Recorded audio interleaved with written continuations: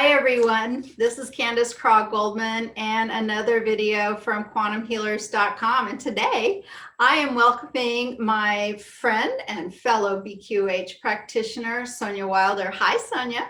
Hi Candace, how are you? I am fine, and I have been waiting and looking forward to talking to you for a long time. We've had this on the books for a while. We've had to juggle so many things around here at the farm, and I thank you for having patience and waiting on me to be able to spend some quality time with you here, hopefully without any interruptions. And today we're going to talk about light language with you. And I am so excited about that because light language is coming up more and more just all the time, you know, in everyday conversations with other spiritually focused people, and of course in BQH and other quantum healing sessions. So for people out there who don't know what light language is, maybe we could start with a definition. How would you describe light language? Well, you know, Candace, okay, I feel that it might be different for everybody, of course, because we all have our own perception. For me, light language, it's a vibration, because everything is vibration. So it's a sound vibration that comes into my body and raises my vibration. And then it comes through, it opens up through the heart, and then it comes through my throat. But it also can come through the hands. So I have a toning, singing and speaking light language. Many people do. Some people have a written light language. For me, that's a little bit delayed right now, but some people start with light language as children, and some people start with speaking and toning and singing light language. And it's a high vibration of, for some, they just equate it with it's coming from source or God or light. Others equate it coming from a particular star system that they're connected with or that they come from.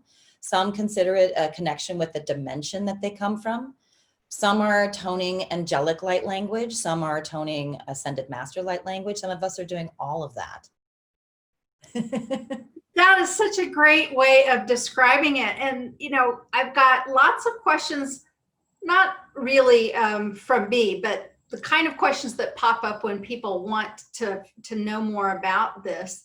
And one of the things that's brought up a lot is, how is this the same, or how is it any different than what we might know from the Christian perspective called speaking in tongues? Speaking in tongues. Yeah. I don't see it being different from that. I mean, do you? Is that something that you feel is different from speaking in tongues? I don't. I think it's the exact same. You know, the thing about the speaking in tongues, though, you know, I don't know that I ever had it presented to me, or it was always third-hand information, or somebody said something about it and I didn't know much about it, right? It was kind of hearsay, I guess. And what I never, or haven't so far, heard is anybody talking about some of the other things about speaking in tongues, like that it can be written, or that it's so different, or all the things that basically that you just said when you were describing light language. You know, I hadn't heard of any of those ways of describing it. So I kind of have a question about that myself, but I think you're right. And I have the same initial response about it being the same.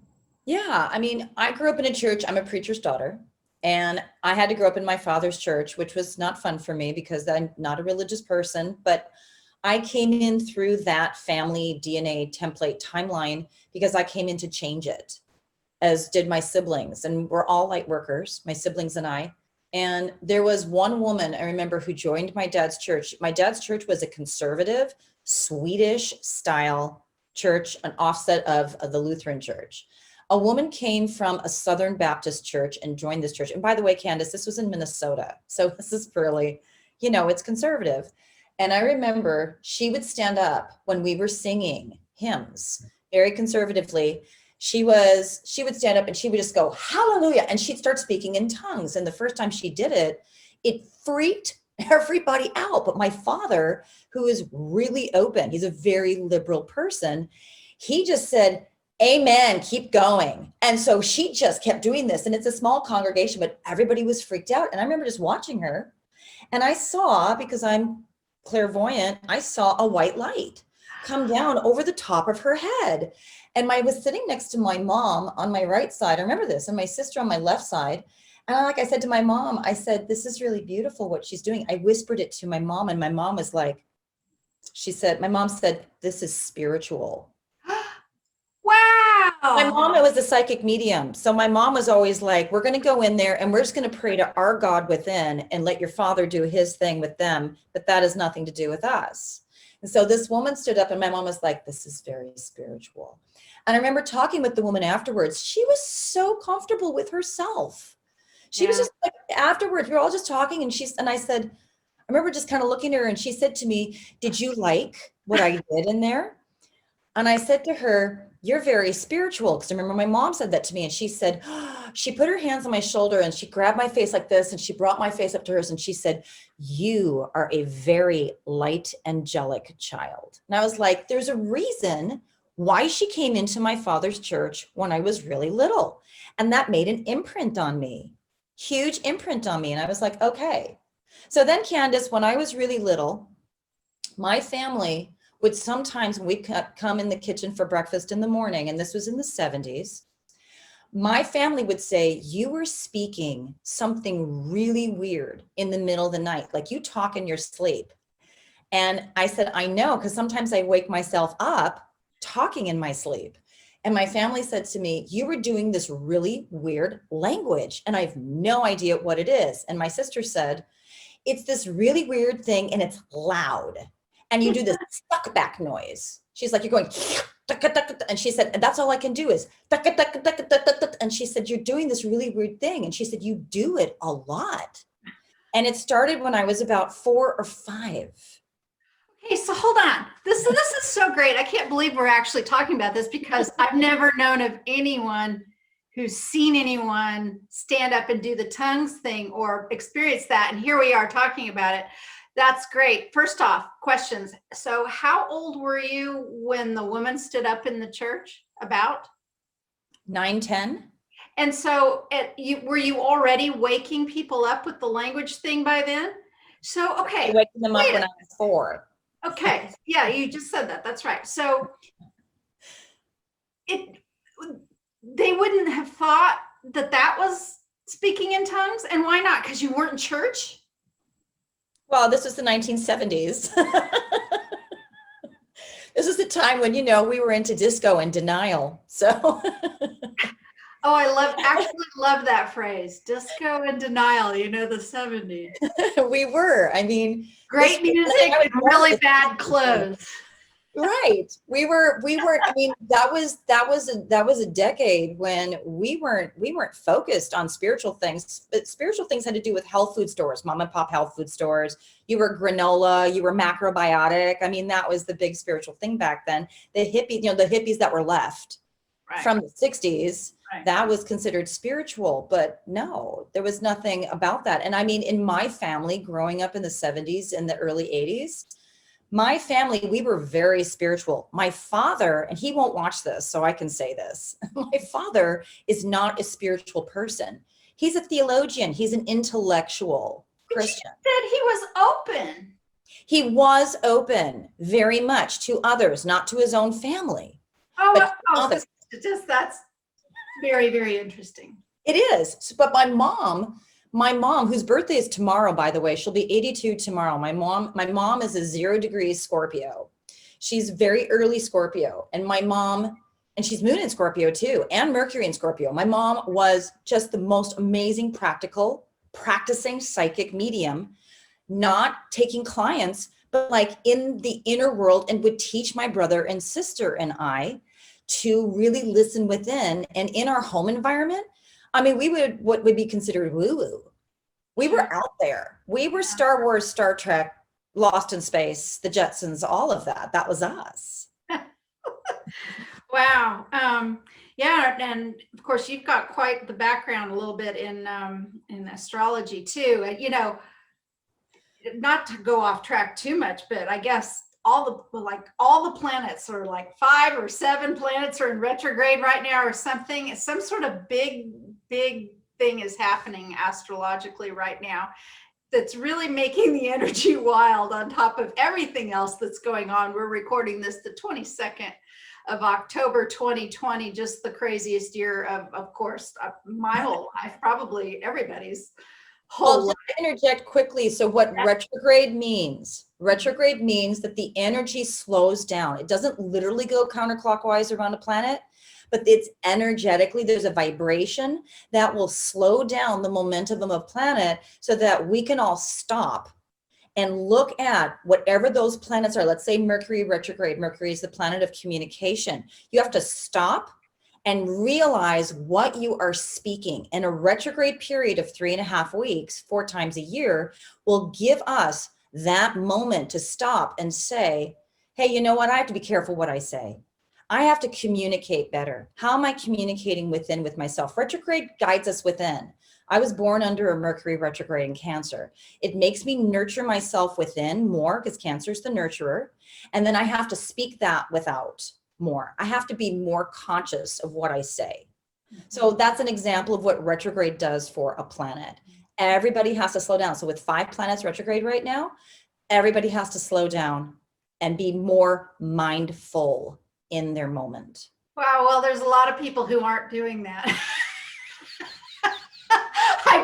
I just got to say, you know, you probably, I don't know, you might follow, well, I'm sure you do, a lot of the same people I do, but what I think is really fascinating about us doing this show today is, have you happened to notice or see that Magenta Pixie recently did a show on something she called flame letters?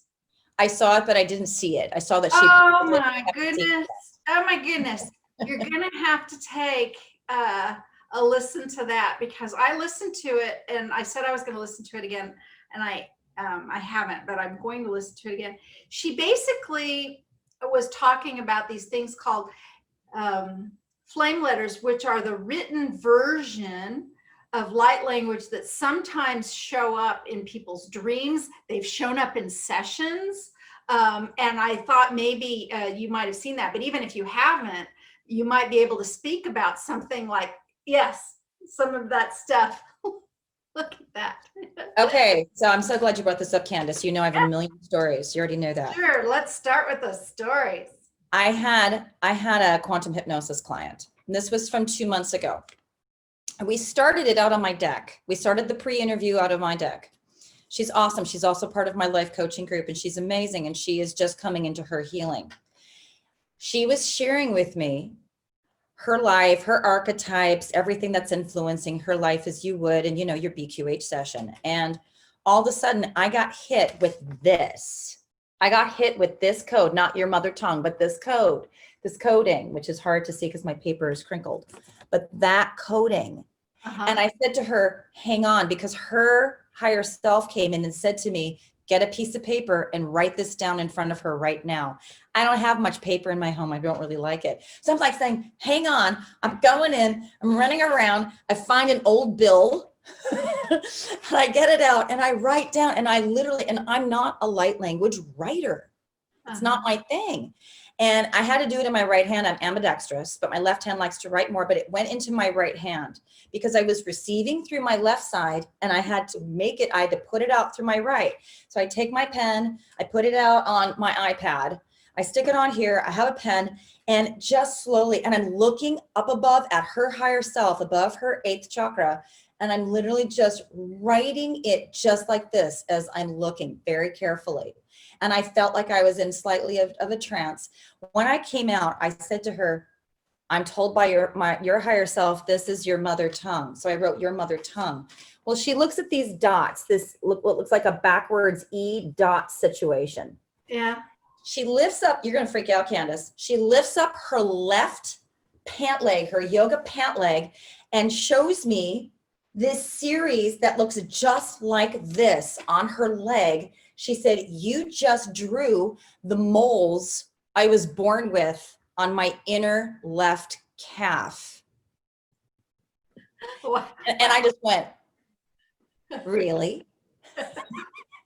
And she said, apparently I was told as a child that this is what the constellation of where I'm from looks like, and this is where I can find it. And you just drew that here. And I'm like, oh, that's just so cool. It is so cool, isn't it? Life can be so amazing and so wonderful, and the things that we discover doing this consciousness exploration work, it's just a joy, isn't it? So fun. And for me, as a quantum healer, it gets more amazing, more in depth, more exciting with every client, with every session. It just grows. As you know, when we give sessions, we expand. It's an upgrade for us. We become more conscious. That's why, for me, as a quantum healer, I feel so gifted. For me, it's a privilege to be able to give these sessions to people, because it's not only life changing for them, it's life changing for me and Yeah. for everybody. So, your client with the moles, I always laugh because I've got so many, and I mean, I'm just like a leopard. They're all over the place. So I wouldn't. People like, if you have a new mole, and that whole idea just makes me laugh. How would I ever know? How would I ever know? Anyway, but the other symbols, or the other letters, or symbols, was she able to connect those with anything, or was it just like the last part? Well, the last part was a connection for her. So this first one looks like a little bit of like a U. This one looks like an L. This one looks like a 0 to me. And I was told this is like a water drop. This one that looks like a drop. For higher self, this is a water drop. And what I heard, because my clairaudience is pretty strong, what I heard her higher self say is, it's Uluru. And I'm like, Uluru? And it kept coming through, Uluru. And I'm like, that sounds like the Aboriginal name for Ayers Rock is Uluru Rock. And then I heard there's an Aboriginal connection. Wow. Yeah. And she confirmed, she said, in my dreams, I feel very connected to the Aboriginal people. I'm very attracted to Australia, and I've never understood why. That's amazing. So all the time, people in the community will say things like, remember who you are, and things like that, and becoming multidimensional. And I think these are the small stories that show you how this is happening, as we're kind of reconnecting some of these memories and these different aspects of ourselves, whether they're cosmic or past life or whatever. This is part of what becoming multidimensional is, at least in my mind. How do you think about that? I agree with you. In my world, this is how we become cognizant of embodying being multidimensional. Yeah. I know I am. I know I was born that way. I know that it's been very easy for me to be fragmented, actually, and to leave my body and go into another time and space. And I actually you helped me when I had my BQH session with you this January of this year. You helped me collect a lot of myself. And while I'm talking about that, Candace, let's talk about how you helped me activate my light language. Oh, well, you're going to have to remind me. Okay. I know you've done a lot of sessions since then. Oh, gosh, I know. And I've done a few like that where it actually came out of my own voice, but I don't think I did that in your session, but remind me. No, it didn't come out from your voice in my session. So I had my session with you in January of 2020, and I had to wait a while for that. And it was Dolores that aligned that. She was like, you have to do your session with Candace. And I'm like, yes. So in my session, I said to you, I need to activate my light language in my waking time, because I will wake myself up. I used to wake myself up speaking light language loud. Because my mother tongue, just like when you were a kid. Well, and then I've been waking up my kids in the middle of the night as well, speaking light language. And they're like, we can hear you all over the house through the vent system. And I'm like, I know. I wake myself up with this stuff, and it's very bizarre because it's like it's not my throat speaking. It's very weird. So I said to you, I want to activate my light language so that I actually am conscious and can really focus on it. And I started toning my light language in the shower or when I was in the bathtub, because the water was a really helpful conduit for me to because it's a very watery, etheric kind of an energy, alchemical energy. And so when I would be in the shower for years, like I would hear the angelic tones. I channel angelic light language, and that's all very, very high. And they've been coming to me forever. All of a sudden I'll hear the, and it's like, oh, it feels so good. And I would try to get that. It's like I was reaching for it. And instead in my process of reaching for it, it would actually repel it. So when I was in the shower, they were telling me, go in the water, go and be in the bathtub, and then lie there and just receive it, and it'll come through more. So, I'm in a bath, and I'm just like, oh, and it's coming through. And I'm like, okay, I need to be able to do this now when I'm not in the water. So that's what I had asked of you. So you had me, I was on my own hypnosis bed that my clients are on, and I'm lying there. And then you came to that question. Now, Sonya wants to activate her light language. And my higher self, I heard my higher self coming in. Her name is Adonis. She's coming in, and she's very Syrian. I'm very Syrian, from the Syrian star system. And she's coming in. This is not Syrian dolphin light language. This is not Syrian mer people light language. This is like the humanoid Syrian people, and they are intense. And it's just like, and I hear it in my ego for the first time in our entire session is coming in going, oh my God, here we go. I'm like, shush, nobody invited you to this session. And it's just like, I don't even remember what I said, Candace. I remember the sound, and I remember the volume of it. I do. It blew out the speaker. No, I don't think so. It did. It blew out the speaker. Oh, it did. It did, because then when I was done, and it was an activation. I don't even remember what it was. I was in such a trance. I don't even remember. I'm sure I was somnambulistic at that point. And then I heard you come back on when it was done. My whole body was just like. I remember that part. And I remember where I was sitting when all that was going on, because I remember feeling the energy going through me too. I was in a different room. Yeah, I listened to over by the fire, I think. It was so much. I'd listened to the recording after, and you said that was so intense. It really was. I don't think the technology could handle it very well. You're right. You're bringing back the memory of it to me now. But I remember these sessions are so amazing, aren't they? Because here's this thing going through you, but I'm like, I always think of like water skiers. When water skiers they ski behind the boat, and they make use of the wake, right? And that's kind of the way it makes me feel when clients sometimes are having healings or doing these kinds of things. And I remember this when the light language was coming through you, and it was like, okay, this is going on. It's like, okay, well, I'll have some of that.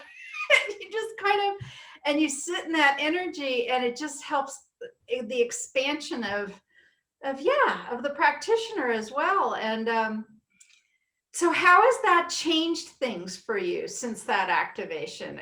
It just major, huge. So after that, I was still working my corporate jobs before all the shutdown in March. We had a young woman, basically she's 21-year-old, like my daughter, basically. She had just gotten a job there working the desk. And she says, I'm a starseed, and she was very attracted to me. And she actually watches Alba Weinman and Quantum Healers. And I said to her, she just kind of mentioned Alba Weinman. And I said, oh, Alba is one of my teachers. Her eyes popped out. And I said, I'm a quantum healer. Oh my gosh, I don't know anybody who knows about quantum healers. And I'm like, it's my whole world. So we talked about light language. I told her about my session with you in January. This was in February of 2020. She said, I'm feeling my light language come out. Now, I didn't have any clients for doing body work there for like an hour and a half. And I said to her, why don't you lie down on my table? I'm going to do some body language on you, or some body work on you. And then I'm going to do a light language activation on you. She was just lying there. So I did the light language activation that came through. Don't remember what it was. And the next day, Candace, she comes back to work. She has written like 5 pages in her journal of light language. She shows it to me. She goes, look what happened last night. She opens it up and she goes, and do you want to hear what's coming through? I'm like, sure. So she brings me over to a corner where nobody is. She starts toning to me and speaking this most amazing, like, I don't even know where it comes from. The first word that came to me was Andromedan for her. Yeah. And she's this beautiful little blonde pixie gal. And she's like, it just is coming now. And I said, oh my gosh, I think I helped you. She's like, no, like you activated me. I'm like, oh, I'm so glad. So since then, in my mini sessions, like I have my hypnosis sessions, then I have my mini sessions. And when you come to me in person, you get body work. And then I do light language over my clients that is specifically geared towards them, or if their guides come in. I mean, I'm toning light language from so many different groups, Ascended Masters, Mother Mary, angelics, galactics, whatever comes through for them. It is, I mean, I'm seeing clients just like lie there. We see people are bursting into tears. Yeah. I'm seeing people sit up and suddenly they have color in their face where they look like they were anemic when they came in. I'm seeing people sit up and they look like they're back in their body again. People are like needing a ton of water, so they'll give them a ton of spring water because we have spring water here. It's major. And then they'll email me afterwards or send me a message on Messenger.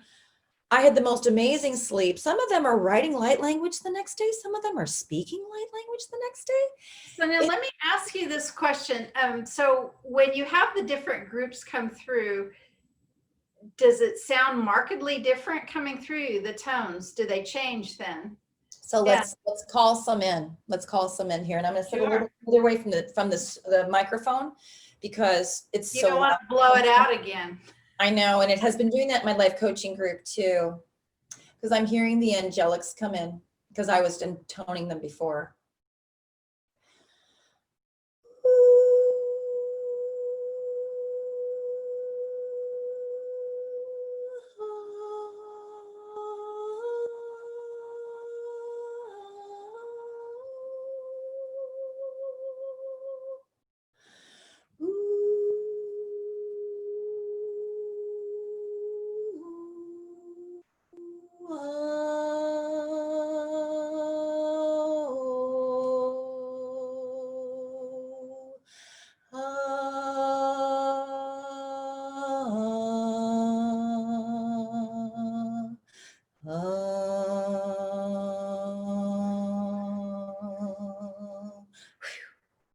Mother Mary wants to come in.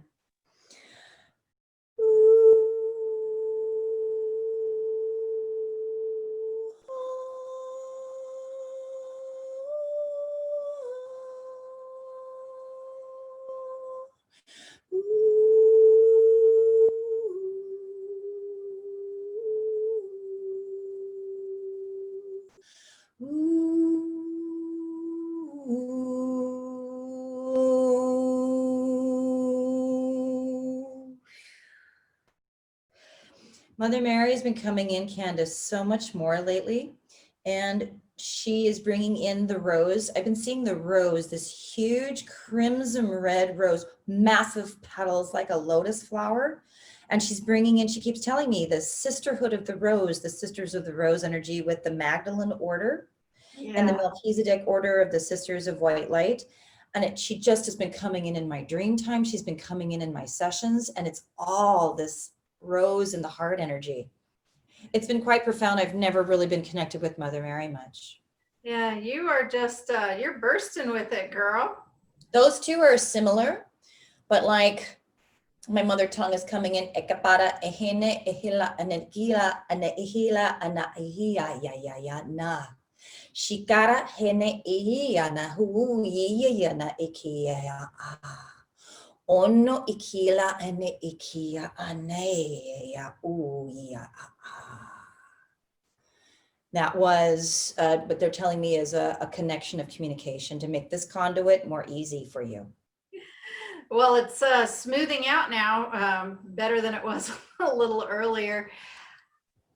I wanted to mention the connection with water. It was probably, gosh, it might have even been 2 or 3 years ago. My first real connection with the light language was basically just doing a show like this with Allison Coe and another quantum healer who's no longer practicing. And they were mostly talking about it. I hadn't really experienced it in a session before. Of course, I'd seen people who offered those kinds of sessions out there or did meditations, you know, some of the people in our community, larger sense of the word community, who would do some light language. So I knew what it was, but I hadn't had it come in really into a session, and that's what they were talking about. And it was, I think, the next day, or it might have been that evening, but it was not long after that, that I was just sitting in the bathtub. And I was barely even thinking about it. I was thinking about kind of everything, but I was, thinking about, well, who even knows what I was thinking about? But it just came out of me. I didn't like go, okay, now I'm going to start singing. I mean, it just all of a sudden, like something, like you said, just kind of took over my voice, and it just kind of went. And at first it was really quiet. And it was really interesting because as it kind of quietly came out of me and I was noticing it, I'm like, I remember thinking, where's this coming from? And why is it quiet? And if I'm trying to be quiet, who am I trying to be quiet for? The cats? Nobody else in the house right now. It was just me, and then it got kind of louder and louder, and it was really interesting. And then it was over. But what was really interesting was it wasn't more than just a few days later when in a session, it was a gal, it was an in-person session, who was having some fear reaction even in the session, and we were having to kind of pause everything, and she was wanting to sit up, and I could tell that she was still kind of in a loopy, trancy state, but she wanted to sit up, and I'm like, that's fine, what, you sit up, and I asked her if I could do some energy work, and she was very grateful that, because it was pausing what was going on for her there that was coming kind of too fast, and it was fine. And I was doing some energy work, and then I started singing this light language in this session. And I don't have a beautiful voice, and I don't have a beautiful singing voice. It took me a long, long time to learn how to rope that pony in, that wild pony voice of mine in, and have it settle down to be lovely in hypnosis. It did not come easily for me, and I'm not a singer, but I was singing, and it wasn't horrible. It was kind of okay. It was almost as pretty as you a few minutes ago. And as it came out, the tears just started coming for her, and she just started crying. And when it was all over, and I'm kind of, surprised myself and talking to her, and she told me, it's crazy. It wasn't, I share this not because I wanted accolades or need accolades from her or from anybody, but in that moment, I guess it was exactly what she needed, because she came back and said, that was some of the most beautiful music I'd ever heard, which is crazy for ego me to hear, just nuts, right? And she said, and I felt so loved and held, which meant really that I knew that this was not me, really. This was just coming through me for her, I really haven't done anything quite like that since, not in that way. But in other ways it's come out. So do you find that that's what it feels like, is that you're just sort of like a conduit, right? I'm a conduit. First of all, I am a trained singer. I had a Broadway career, and I am a mezzo soprano. And I sang in children's operettas. I did all of that. I've been singing since I was a small child. And of course, I sang in church, in my father's church, all the church music and everything. My own singing voice is, my own trained singing voice is very Broadway. I've got a feeling. That's me. And I have a very loud voice. I can also sing, very heady, I can do all of that, but the light language brings me way out of my range. When the angelics come in, I have like a coloratura soprano, which is way up. I can't do that. I have to work really hard to get my larynx technically, because I'm a very technical singer. I have to really work hard to get my larynx up there. That's what I keep sharing with people. Like when I take excerpts from my life coaching group, I do light language while everybody's lying at the end of the yoga practice on the floor to rest. It's called Shavasana. I will tone light language for them. And I don't know what it is. I don't know what I'm saying. I've heard like two things from the Syrian, my mother tongue. Shikara, shikara, shikara means clear, clear, clear. I'm clearing old cellular debris. They've given me that in an English translation, but what they tell me is that it doesn't have really an English translation. And what I feel, I'll hear, like the clear audience will come, and it's coming from very high through the upper chakras. And then I will hear a tone. I'll hear sound coming in. Sometimes they give me a name, like I'll get Mother Mary, or I'll get angelic, or I will get dolphin or Andromeda. I'll get that because they know that my mind has got that programmed in it so that I can feel it. Some of them are coming from way other dimensions that I'm like, oh, what is this? And it feels so good in my body. Like I'll start vibrating and it feels so amazing. I have practiced through daily meditation for so many decades now. I've just practiced how to let go and to receive it. And I don't, half the time, I don't know what's coming out of my mouth. What I toned for here, for this, I was conscious.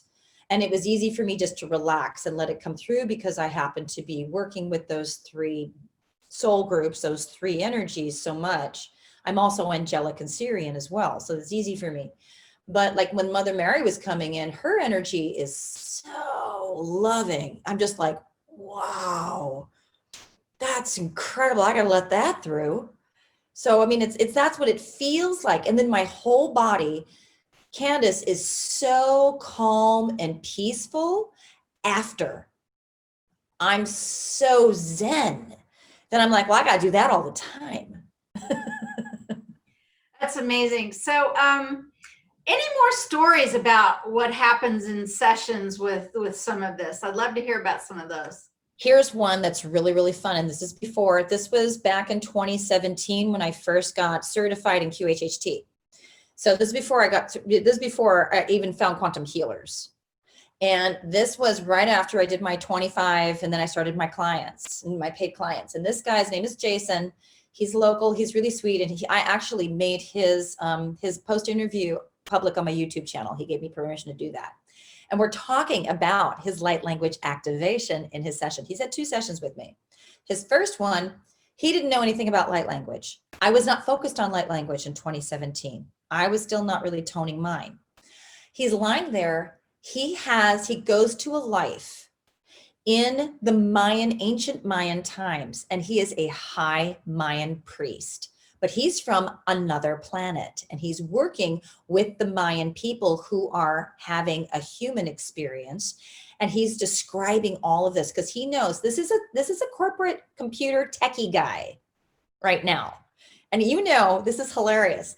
So here he goes into being this Mayan hands-on healer, high priest from another place.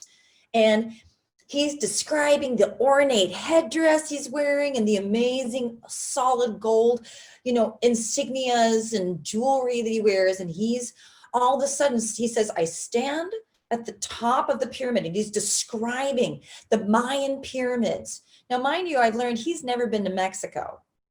So he's never seen these pyramids in person. I know, and you love it when your people have never experienced these in person. So he's like, I'm standing at the top, and he says, and there's this huge opening at the top of the pyramid, and I'm standing there with this headdress. And then he says, and I'm speaking to my people to communicate the divine word. And he's like this with his hands while he's under hypnosis. And I'm feeling it. I'm feeling the energy coming through me because I remote view all these sessions. I'm feeling it, and I can feel his throat wants to open.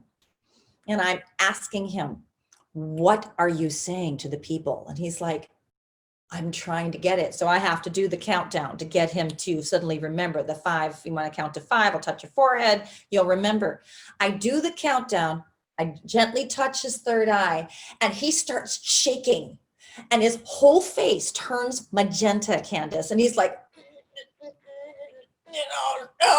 and he's fine because he can't get it. His brain doesn't know it. And it's coming from high up. And literally the entire bed is shaking. And pretty soon the table that my laptop is on that's recording him is shaking. He's like, and he's speaking this ancient Mayan language that he has never spoken before. And it's so difficult for him. And he's literally spitting out. And it was probably one of the most profound light language sessions I have ever experienced. It went through my entire being. I was vibrating, he's vibrating, and I'm like, he's gonna spontaneously combust. His face is blowing up, his cheeks were like big as chipmunks filled, and he's like magenta turning purple. And I'm like, what? And I'm like, and I'm not remote viewing anymore because I'm starting to get concerned for his physical body. But I finally said, when I count to 5, it'll flow. I counted to 5, I tapped, and all of a sudden, and I'm like, oh my gosh. And I was so glad I recorded the whole thing, because he never would have believed it, because he was somnamblistic. He was my very first client. I really got into somnambulism, and I was like, oh, I'm literally just kind of going, holy, this is incredible. I finally bring him out at the end. No matter what I said through the countdown to remember everything, no, he did not remember this portion. And I said, when you watch the recording, Jason, this is going to be life-changing for you. It was so much that he had to book a second session 3 weeks later. How did this, if you can share, how did it change him, this kind of session? What's different in his daily life after experiencing something like that? Well, I can share, because then he and I became friends, and we started meeting once a week to do sunset meditations in the park over the summer of 2017. He knew he was spiritual, but it was a more egocentric spiritual kind of way of perceiving. And what it did was it brought him into his heart so much. He said, I have to stop living the life that I'm living. Like, I'm going to continue to program computers because I'm really good at that, and that makes my living and helps me to make my living. But he said, my relationships with people have become so much more internal and intimate for me. And he said, I am starting to work on getting the light language going in my own meditations. But he said, it has completely grounded me in my spirituality, where I'm able to really live authentically from my heart and no longer from the concept of being spiritual. That's a really interesting point. That's a big step for a lot of people when they get into this, right? Because a lot of people still think they can learn their way in, and intellectualize their way in. And it's far more about feeling and allowing. And some of that's really difficult for some people, at least to begin, right? And that's what's great about these sessions. Sometimes these sessions are a way to begin that kind of allowing, because we're more than just intellectual thinking, book learning, information spewing beings, right? We're much bigger than that. And so much of our society, especially the society we've been in for so long, has squashed that part of us down, the artistic feeling part of us and the emotional part of us, telling us all of those things were weak and ineffectual and not needed and all of that. And that programming worked. It does. You know what? I know you know this, you've learned this, I've learned this. We need something to activate us. We need a jump start, an inspiration, something that's going to turn on our energy within. But after that, honestly, you have to practice. It's like a muscle. Being psychic, using your clairvoyance, audience, sentience, cognizance, your sense, your smell, taste, all of that. You have to practice that. It is a practical thing in the human form, in the physical body. Same with embodying living spiritually. What does living spiritually mean? It means honoring your heart. What is your passion in life? What makes you feel good in your heart? How are you giving to yourself, and therefore you can give to others and raise the vibration on a very practical, physical, mental, emotional, and spiritual level of humanity? That has to be practiced every day, because we've been taught to do the opposite of that. And so in order to get us back into our heart center, first we have to practice it until we realize it's our natural way of being. But it has to be practiced. Light language has to be practiced. I practice it daily, and I've learned that through my experience. And that's where it's just like with quantum healing. Every time you give a BQH session, you get better and better and better and better at it. Sure. It's the same thing with anything spiritual. You have to practice it. Yeah. Wow. You know, one of the things for the people who are watching this, I hope you all picked up on this idea that once you kind of expose yourself to this, you know, I always say in BQH sessions, it's kind of like a chemistry experiment. So if you go have a session, it kind of depends on the energy of the day. It depends on the energy of the practitioner added to the energy of the person. It's not always about the words said or even the modality used. It's about the energy. It's like a chemistry experiment, and you could have a session with, if you could, 10 different practitioners on a single day, and it might be 10 different kinds of sessions because of just who that practitioner is, what kind of energy or what kind of gifts they bring, and how that responds to your energy. But being able to have a session with somebody like Sonya just might activate the light language in you as well. So for clients out there who are interested in this, keep that in mind. Sonya, I think we have time for another story. If you've got one more story. Gosh, there's so many. Oh, well, pick a good one. I've loved these so far, especially the ones with visual images and all of that. And we get to hear all this, but give us one more story before we have to close today. Okay, so one more story. I've been speaking, toning, light language in my life coaching group, and we meet once a week. And sometimes in the middle of the yoga practice, the first hour is a yoga practice, the second hour is we all talk and share what's going on, and I give wisdom and knowledge and all of that. So sometimes in the middle of the yoga practice, light language activations will come through, and these are activations.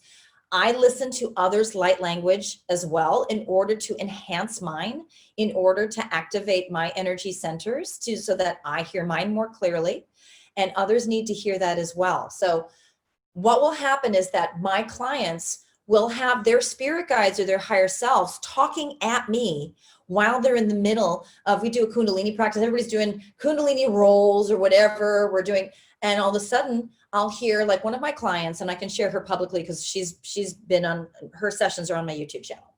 So my client Irina, she's amazing, and her higher self is called Snow Queen, and Snow Queen's very intense, and Snow Queen will come in and just douse her with tone through me. Sometimes I'll just say, this is Snow Queen for Irina, but this is for everyone, but this is specifically for Irina, but everyone will benefit from this. And the tones are so intense because Irina's intense, and Snow Queen is trying to help her to relax and become more balanced and make a shift in her life, which she has, by the way. Irina's made huge shifts now through receiving light language, receiving quantum healing. She's already had a hypnosis session with me. It's amazing to watch the transformation. So that will come through for her. And then all of a sudden, like my client Summer, there'll be a completely different tone. Usually it's Lyran. She's a very leonine character, and she's actually a Leo. That will be a completely different tone, literally within just a second of toning Snow Queen for Irina. A Lyran light language will come out for Summer, and then all of a sudden I'll be hearing like angelic tones for another member, Cat. And then all of a sudden and it literally just happens. So when you talk about 10 practitioners in a day, yeah, that's what happens in that 2-hour span of time with light coaching group. Is I'll be getting one, then another. And then as soon as we all come together and sit up, and I'll ask everybody, what was that like for you? How is that light language for you? It is spot on for what each one of them are experiencing in their week. And I had no idea. And it will completely help them. And they'll say, thank you so much. That helped me to shift. And then they'll have more clarity. They'll have their answers. It helps them to find their answers within more. I don't know what I'm doing, Candace. I'm just the conduit of communication. You know, I think that's so great. I think that's really, really important, because even when I was first exposed to light language years and years and years ago, and I heard it, it was like, well, but this person's light language doesn't sound like this person's. And I was very confused about that. And then I was also very confused, and it took a while for me to understand exactly that. they may not always know what's coming out. And I remember asking in a BQH session to talk about light language. And one of the, and you know this already, but maybe our listeners will enjoy this description of it. They say that this is effective for humans because it bypasses our conscious analytical mind. It goes from here straight to here, so we can benefit without analyzing it, shutting it down, minimizing it, denying it, all those things that we do to make ourselves smaller. And so, and it's fun. It's just fun. And yeah, so, if you all want to check out Sonya on her website, give us your contact details so people can find you, and maybe you too can start participating or experiencing light language in your life. Yeah, so to do a hypnosis session with me, a BQH session with me, to do my mini sessions, which we also do online. That's also light language activations in my mini sessions. To do become a part of my life coaching group or my online monthly events. Those happen on one Saturday of every month, and there's light language activations during my online group events. They're amazing. Contact me, SonyaWilderWellness.com, and it's all there for you. Perfect. And if you can't remember that for whatever reason, we'll put it below in a link, and you can always find Sonya as well on the quantumhealers.com directory, where you can find, I think we've got more than 1,000 people now is our official number right now. So lots of us out there doing these really fun things. Sonya, thank you so much for joining me this afternoon and chatting about this really wonderful subject, and for demonstrating some beautiful light language for us today. Thank you so much, Candace. I love you. You're just so cool. Your energy has been a very nice pick-me-up this afternoon. I appreciate your time. Thank you. I love you so much. This was so fun. I had a blast. I love you too. All right. We'll see you around. Okay, bye. Bye.